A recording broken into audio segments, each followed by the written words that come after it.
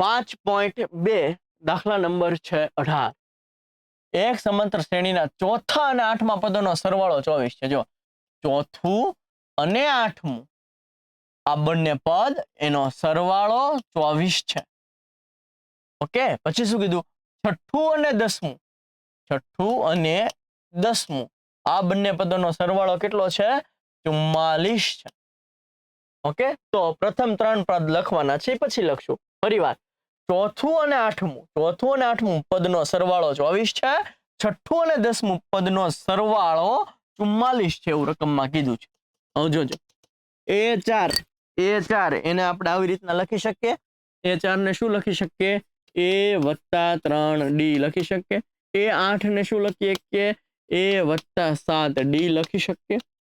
Okay, ચાલ. A+A એટલે 2A થઈ ગયું. 3D + 7D એટલે 10D થઈ ગયું. 24 આમ નામ. હવે જોજો, આમાંથી હું 2 કોમન કાઢી લઉં. આમ 2 લઈ લીધા તો એ વધે 10 એટલે 5 દુ 10, એમાં દુ લઈ લીધા તો 5 વધ્યા, બરાબર 24. 2 × 12 24 થાય. એટલે તમને શું મળ્યું? A+5D બરાબર શું મળ્યું? 12 મળ્યું. A6 એટલે A+5D. A10 A+9D બરાબર 44. A શું થશે? 2A. 5D + 9D કેટલા થશે? 14D બરાબર 44. આમાંથી હું બગડો કોમન કાઢી લઉં તો બગડો તો લઈ લીધો, તો એ વધ્યું 44. સોરી, અહીંયા શું છે? 14 છે. 14 પાસેથી 2 લઈ લઉં એટલે 14 એટલે 7 દુ 14, એમાંથી દુ લઈ લીધું તો 7 વધ્યા બરાબર 44. 2 × 22 44 થાય. તો શું વધ્યું? A+7D બરાબર 22 વધ્યું. ઓકે, આ A+5D આની નીચે લખી નાખું.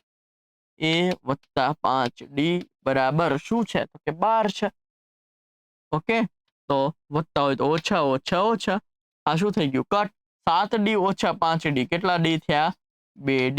22 માંથી 12 જાય, 22 માંથી 12 જાય કેટલા વધે? 10 વધે.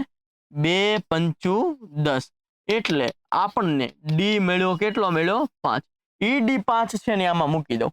A+5 D કેટલો મળ્યો આપણને? 5. તો અહીં D ની જગ્યાએ મૂકી દો 5 બરાબર 12. જોજો, A+5 + 25 બરાબર 12. 25 આ બાજુ જશે તો A બરાબર 12 - 25.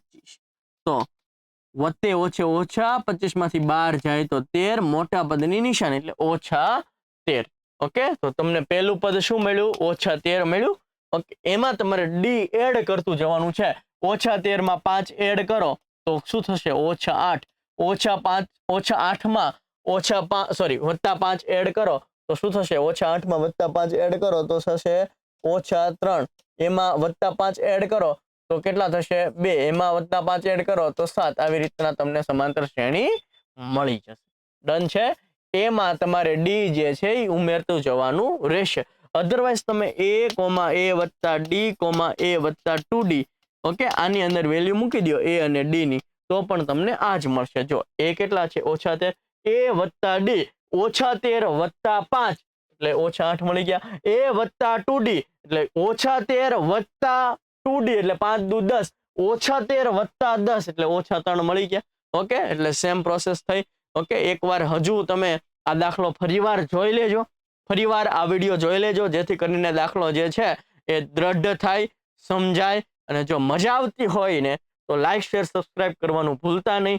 મળીએ છીએ આવા નવા દાખલા સાથે. ત્યાં સુધી જય હિન્દ, જય ભારત.